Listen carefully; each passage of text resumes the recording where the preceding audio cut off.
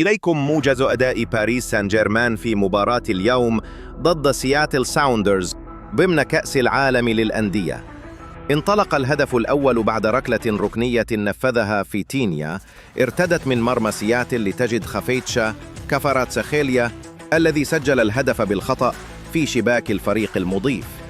صدمة دفاعية من سياتل بعد هجمة مرتدة سريعة استغلها البديل برادلي باركولا قبل أن يمرر الكرة لمتألق أشرف حكيمي الذي أطلق تسديدة قوية وضعته في شبكة الهدف.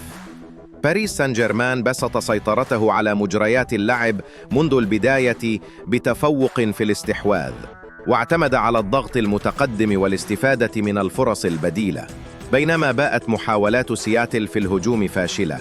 سياتل بدأ المباراة بقوة، لكن افتقاره للدقة أمام المرمى أعاق تقدمه. انتهت المباراة بفوز PSG 2-0 ليتصدر المجموعة B ب6 نقاط ويتأهل رسمياً إلى دور 16، بينما يغادر سياتل البطولة دون أي فوز.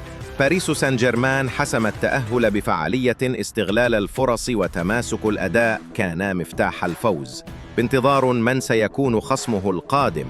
شاركنا رأيك، كيف ترجم الفريق جوهره الأوروبي؟ اشترك وفعل الجرس ليصلك كل جديد.